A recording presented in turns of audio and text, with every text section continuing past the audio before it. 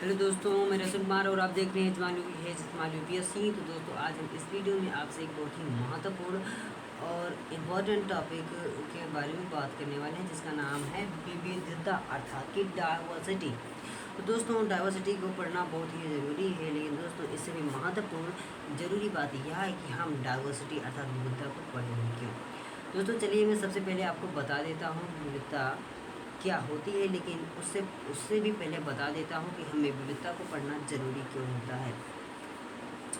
दोस्तों, अगर हमें अपने आसपास कुछ हो रही सामाजिक क्रियाओं को पढ़ना अगर जानने की ज़रूरत है, तो उससे पहले जानने की यह ज़रूरत है कि विविधता होती क्या है। अर्थात हमारे मन में यह ज़रूर सवाल उठा होगा कि इतने जो दंगे होते हैं, जो धर्म से रिलेटेड होते हैं, अर्थात जो सामाजिक और धार्मिक दंगे बवाल होते हैं, वो क्यों होते हैं। जो हमारा समाज है वो आपस में लड़ता और फिर एकता ऐसा क्यों होता है। अर्थात कभी कभी लड़ता है, कभी कभी एक जैसा होता है। कभी कभी हम ये भी पढ़ते हैं कि भारत विविधताओं वाला देश है, यहाँ पर बहुत ही ज़्यादा भिन्नता है।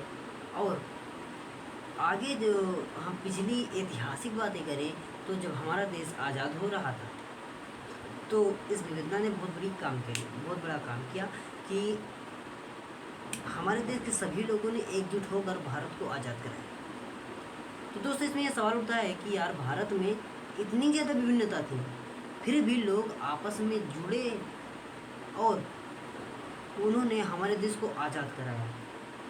तो दोस्तों, अगर हमें अपने समाज में हो रही विभिन्न क्रियाओं, सामाजिक क्रियाओं, दंगों इत्यादि को अगर समझना है, तो दोस्तों हमें विविधता को समझना बहुत ज़रूरी है।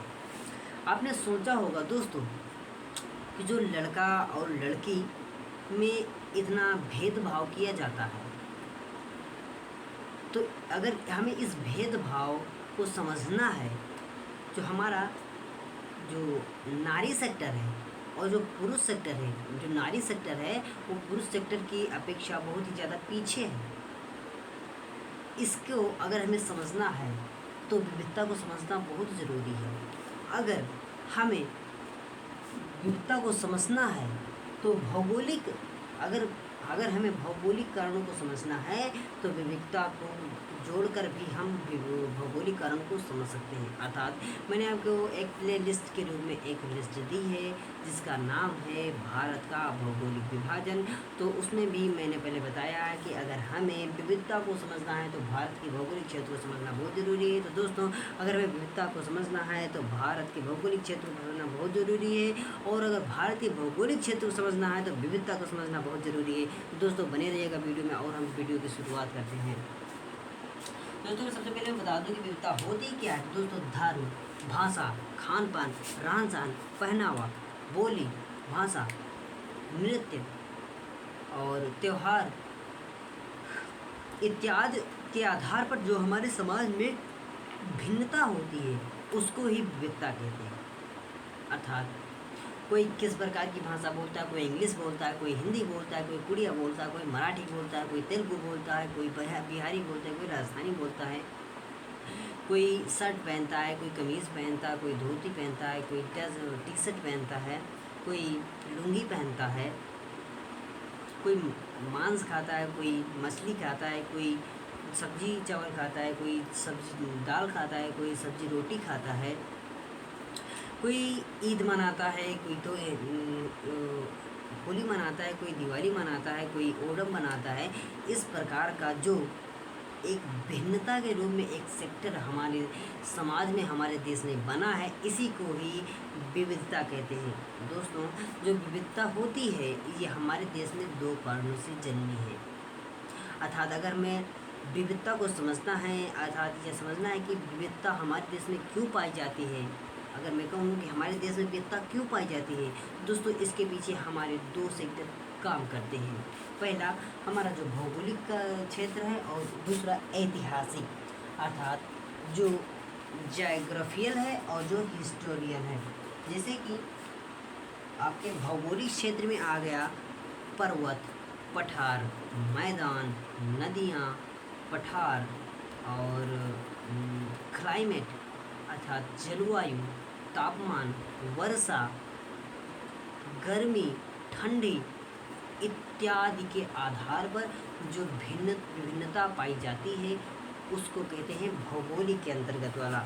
ऐतिहासिक में नृत्य, भाषा, बोली, कल्चर, त्योहार इत्यादि के आधार पर जो हमारे समाज में विविधता पाई जाती है उसे ऐतिहासिक कारण के अंतर्गत रखा जाता है।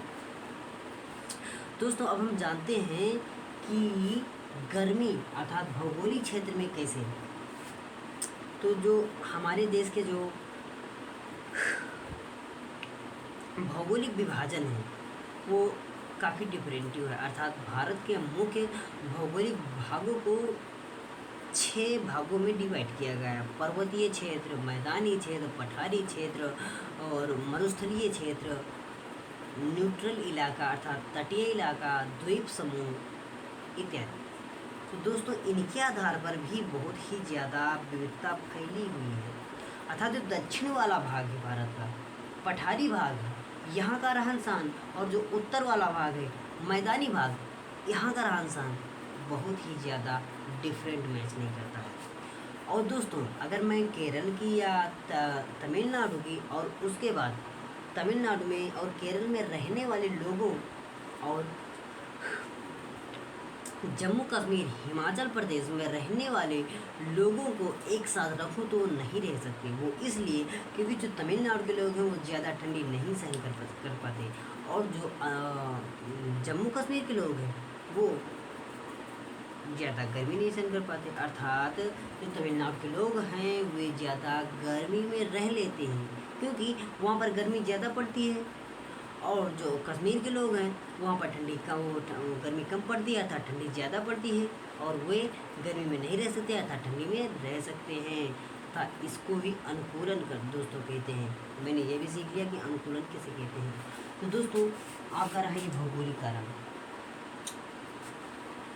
इसी प्रकार कई सारे कारण को हम रिलेट कर सकते हैं इस भौगोलिक क्षेत्र के अंतर्गत। अब हम ऐतिहासिक कारण में बात करें, इसके अंतर्गत आपका धर्म आता है, कल्चर्स आते हैं, नृत्य आता है और इत्यादि आते हैं। तो दोस्तों अगर हमें दंगा, एकता, भारत में एकता, भारत की विविधता में एकता, इन सभी को समझना है तो दोस्तों हमें विविधता को पढ़ना बहुत ज़रूरी है। आई होप आपको वीडियो पसंद आई होगी। तो दोस्तों अगर वीडियो पसंद आई हो तो वीडियो को लाइक कीजिएगा और चैनल को सब्सक्राइब कीजिएगा। Thank you so very much.